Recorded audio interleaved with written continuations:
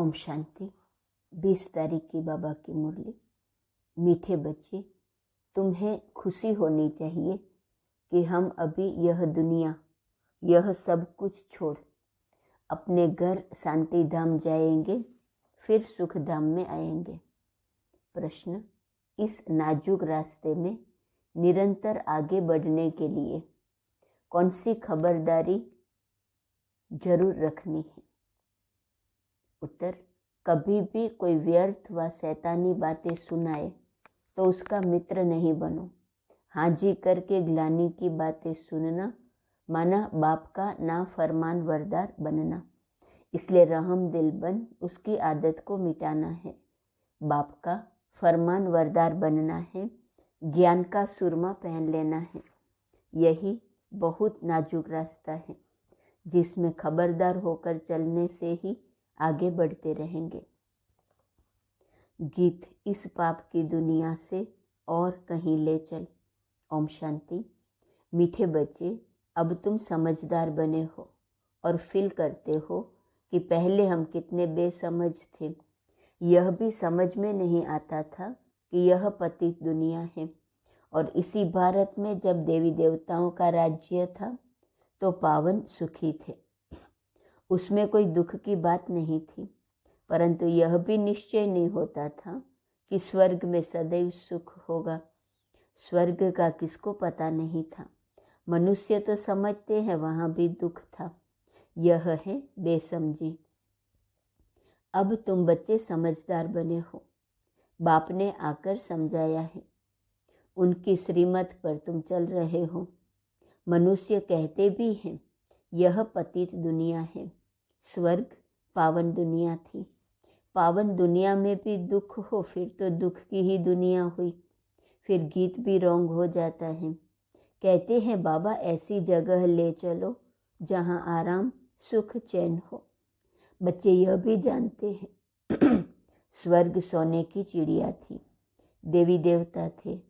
कहते भी हैं हम एक दो को दुख नहीं देते थे, परंतु फिर कह देते कि यह दुख सुख सब परंपरा से चला आता है। कृष्ण पर भी झूठे कलंक लगा दिए हैं। कहा जाता है जैसी पतितों की दृष्टि वैसी सृष्टि। समझते हैं सारी सृष्टि पतित ही है। इस समय उन्हों की दृष्टि ही पतित है तो सारी सृष्टि को ही पतित समझते हैं। कह देते हैं परंपरा से यह पतितपना चला आता है। अभी तुम बच्चों में समझ आती जाती है, सो भी नंबरवार पुरुषार्थ अनुसार बच्चों को परमपिता परमात्मा के डायरेक्शन मिलते हैं। आत्माओं को बैठ बाप समझाते हैं। सब आत्माएं पतित हैं, इसलिए पतित आत्मा को पाप आत्मा कहा जाता है। बाप आत्माओं से बात करते हैं, तुम हमारे अविनाशी बच्चे हो।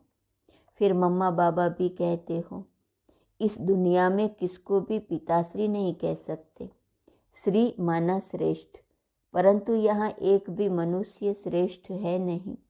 यह तो एक की ही महिमा हो सकती है। बल तुम इनको इस समय कहते हो क्योंकि संन्यास किया हुआ है श्रेष्ठ बनने के लिए।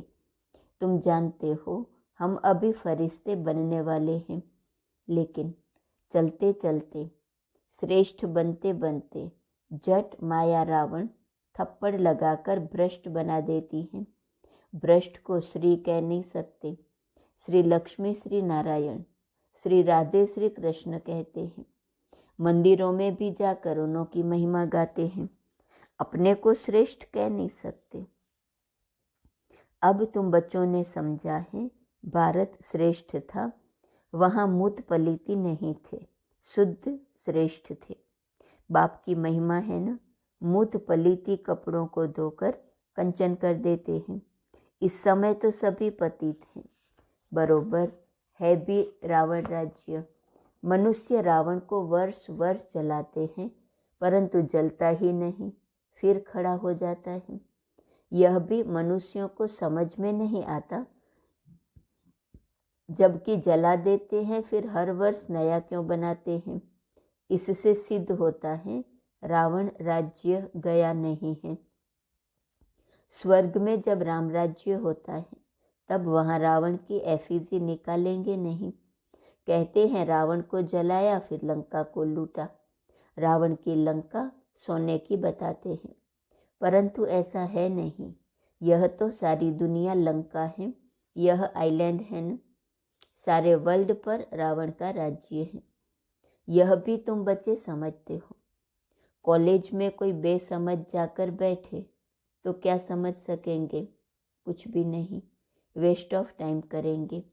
यह ईश्वरीय कॉलेज है, इसमें नया आदमी कोई समझ नहीं सकेंगे, इसलिए 7 रोज क्वारंटाइन में बिठाना पड़े जब तक लायक बने।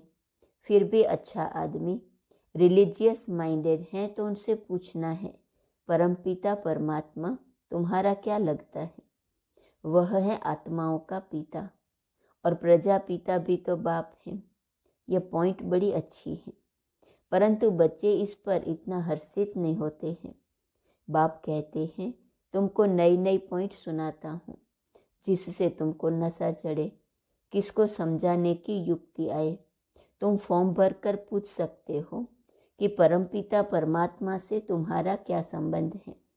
कहेगा परमपिता तो पिता हुआ न, फिर उस समय सर्वव्यापी का ज्ञान ही उड़ जाएगा। तुम जब प्रश्न पूछेंगे तो कहेंगे वह तो बाप है, हम सब बच्चे हैं। इतना मान ले तो लिखा लेना चाहिए। प्रजापिता के भी बच्चे ठहरे। वह शिव हो गया दादा और वह बाबा। शिव बाबा स्वर्ग की स्थापना करने वाला है तो जरूर उनसे ही वर्षा मिलेगा। बहुत सहजते सहज बातें निकालनी पड़ती हैं। मित्र संबंधियों आदि के पास जाओ, उनको भी यह समझाओ। यह तो नशा है न, हम बाप दादा से वर्षा पाते हैं, माता से वर्षा नहीं मिलेगा। बाप को ही स्वर्ग की स्थापना करनी है न, वही मालिक हैं। जैसे इनको दादे के वर्षे का हक है, वैसे पोतरे पोतरियों को भी हक है। बाप कहते हैं मुझे याद करो, ऐसे नहीं कहते कि इस देहदारी को भी याद करो। बाप सन्मुख बात कर रहे हैं, कल्प पहले भी ऐसे समझाया था। परंतु बच्चों को देह अभिमान बहुत आ जाता है, देहधारियों से लव हो जाता है। बाप कहते हैं हे आत्माएं, तुम तो अशरीरी आई थी, फिर पाइट बजाते अब 84 जन्म पूरे किए हैं। अभी मैं कहता हूँ तुमको वापिस चलना है। मामेकम याद करो तो विकर्म विनाश होंगे। देहधारी को याद करने से विकर्म विनाश नहीं होंगे। तुम वायदा करते हो बाबा हम आपको ही याद करेंगे। तुमको इस पुरानी दुनिया में अब रहना ही नहीं है, इसमें कोई चैन नहीं, इसलिए कहते हो ऐसी जगह ले चलो जहाँ सुख चैन हो। तुम बच्चे जानते हो हम पहले जाएंगे शांति धाम में, वहाँ सुख का नाम नहीं लेंगे, शांति ही शांति होगी। फिर जाएंगे सुख धाम में, वहाँ फिर शांति का नाम नहीं लेंगे। जब दुख है तो अशांति है, सुख में तो शांति है ही, परंतु वह शांति धाम नहीं। शांति धाम है आत्माओं का स्वीट होम। बाप सारे आदि मध्य अंत को जानने वाला है। अब तुम बच्चों का धंधा ही है पढ़ना पढ़ाना, और फिर अपने शरीर निर्वाह अर्थ कर्म भी करना है। तुम जानते हो हम इस मृत्यु लोक से अमर लोक में चले जाएंगे बाया शांति धाम। यह बुद्धि में याद रखना है। जब तक तुम ट्रांसफ़र हो जाओ, अपनी पढ़ाई के रिजल्ट तक पढ़ना पड़े, जब तक मृत्यु नहीं हुआ है पढ़ना ही है। यह तो याद कर सकते हो ना कि अब हमको जाना है घर, यह दुनिया, यह सब कुछ छोड़ना है। खुशी होनी चाहिए। बेहद नाटक का राज भी समझ गए हो। हद का नाटक पूरा होता है तो कपड़े बदली कर घर चले जाते हैं, वैसे हमको भी जाना है। 84 जन्मों का चक्र पूरा होता है। याद भी करते हैं हे पतित पावन आओ, शिव बाबा को ही याद करेंगे। एक तरफ कहते पतित पावन आओ, दूसरे तरफ फिर सर्वव्यापी कह देते। कोई अर्थ ही नहीं निकलता। बच्चों को कितना सहज रीति समझाते हैं, शांति धाम को याद करो, यह दुख धाम है, इसका विनाश भी सामने खड़ा है। यह वही महाभारत लड़ाई है। यूरोपवासी यादव भी हैं और कौरव पांडव भाई भाई हैं। हम एक ही घर के हैं न। भाई भाई में युद्ध हो नहीं सकती। यहाँ तो युद्ध की बात ही नहीं, परंतु मनुष्यों का भी धंधा है एक दो को लड़ाना। यह तो एक रस्म है, सब एक दो के दुश्मन हैं। बच्चा भी बाप का दुश्मन बन पड़ता है। मृत्यु लोक की रस्म रिवाज भी सबकी अपनी अपनी है। बाप का प्लान देखो कितना बड़ा है। सबके प्लान्स खत्म कर देते और सुख धाम की स्थापना करते हैं। बाकी सबको शांति धाम में भेज देते हैं। तुम बच्चे देखते हो हम किसके सामने बैठे हैं। निश्चय है परमपिता परमात्मा ज्ञान का सागर है। इन ऑर्गन्स द्वारा हमको नॉलेज दे रहे हैं। और कोई सत्संग ऐसा होगा क्या? यहाँ बाप सामने बैठ समझाते हैं। जानते हो बाप हम आत्माओं से बात करते हैं, हम कानों से सुनते हैं। बाबा इस दादा के मुख द्वारा बोलते हैं। जो रत्न बाबा के मुख से निकलते वही तुम बच्चों के मुख से निकलने चाहिए। सदैव मुख से रत्न ही निकले। फालतू शैतानी बातें सुननी भी नहीं चाहिए। कई तो बड़ी खुशी से बैठ सुनते हैं। बाप कहते हैं ऐसी बातें सुनो, वह किसको करते हुए देखो तो बाबा को बताओ, तो बाबा समझाने देंगे। नहीं तो वह पक्के हो जाते हैं। परंतु ऐसा होता रहता है। बाबा को सुनाते नहीं हैं कि बाबा यह फालतू बातें सुनाते हैं, इनको मना की जाए तो आदत मिट जाए। बाप सभा में समझाएंगे, परंतु ऐसे के फिर मित्र बन जाते हैं। माया अच्छे अच्छे बच्चों की बुद्धि भी पत्थर बना देती है। बाप के फरमानबरदार बच्चे बनते ही नहीं हैं। बड़ा नाजुक रास्ता है, इसमें बड़ी खबरदारी रखनी चाहिए। रहम दिल बन किसमें आदत मिटानी चाहिए। हाँ जी करके सुनना नहीं चाहिए। बाबा जो सुखधाम का मालिक बनाते हैं, ऐसे बाबा की ग्लानि तो हम कभी नहीं सुनेंगे। हमको तो शिव बाबा से वर्षा लेना है, और बातों से क्या ताल्लुक। कोई सुने न सुने, हम तो ज्ञान का सुरमा पहन लें। कोई ज्ञान अंजन पाते हैं, कोई तो फिर धूल अंजन पाते हैं। उससे ज्ञान का तीसरा नेत्र खुलता ही नहीं है। बाबा इतना तो सहज कर समझाते हैं, जो कैसा भी रोगी, अंधा, लंगड़ा हो वह भी समझ जाए। अलफ और बे दो अक्षर हैं। बाप समझाते हैं, बच्चे मित्र संबंधियों आदि से भी दोस्ती रखो, बहुत मीठा बनो। तुम्हारा काम ही है बाप का परिचय देना। भल दुश्मन हो तो भी मित्रता रखनी है, बहुत मीठा बनना है। बाप कहते हैं, तुमने आसुरी मत पर मुझे कितनी गाली दी है, मेरा अपकार किया है, फिर भी मैं तुम पर कितना उपकार करता हूँ। ईश्वर का अपकार होना भी ड्रामा में नोंद है। तब तो कहते हैं, यदा यदा ही धर्मस्य ग्लानि।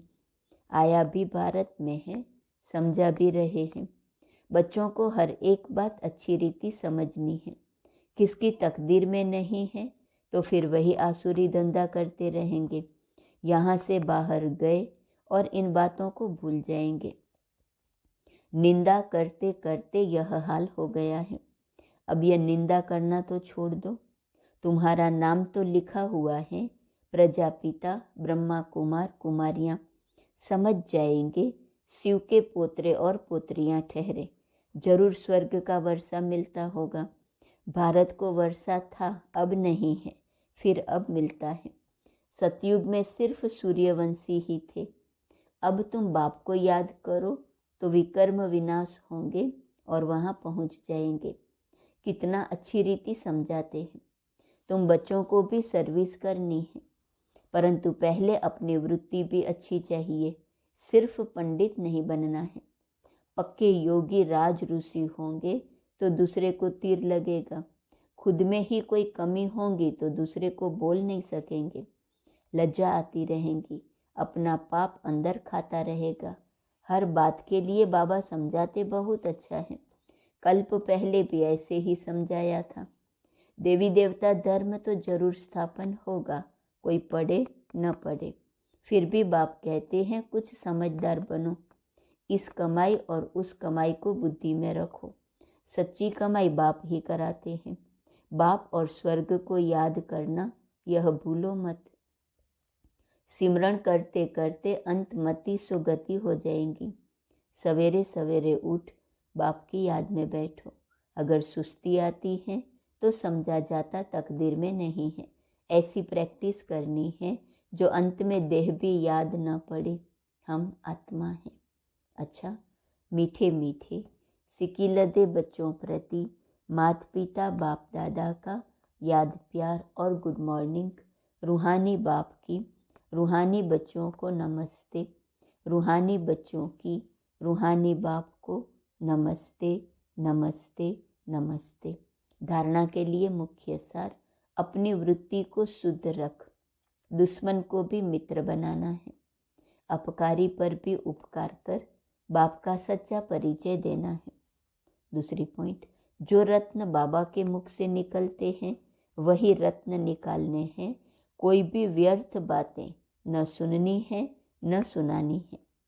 वरदान, संगम युग के समय का महत्व जान। परमात्मा दुआओं से झोली भरने वाले माया जीत भव।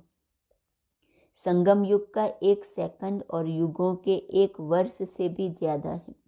इस समय 1 सेकंड भी गंवाया तो सेकंड नहीं लेकिन बहुत कुछ गंवाया। इतना महत्व सदा याद रहे तो हर सेकंड परमात्मा दुआएं प्राप्त करते रहेंगे।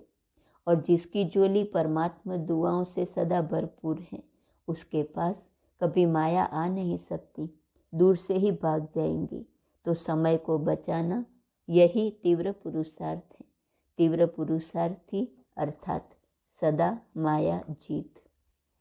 स्लोगन, जो आज्ञाकारी हैं वही बाप की व परिवार की दुआओं के पात्र हैं। आज का स्वमान, मैं साक्षी स्थिति में स्थित हूँ। साक्षात्कार मूर्त स्थिति के पॉइंट हैं। दिन प्रतिदिन सभी के मस्तक और नयन ऐसे ही सर्विस करें जैसे आपका प्रोजेक्टर शो सर्विस करता है। कोई भी सामने आएंगे वह चित्र आपके नयनों में देखेंगे। नयन को देखते ही बुद्धि योग द्वारा अनेक साक्षात्कार होंगे। ऐसे साक्षात्कार मूर्त अपने को बनाना है। लेकिन साक्षात्कार मूर्त वह बन सकेंगे जो सदैव साक्षी स्थिति में स्थित होंगे। ओम शांति।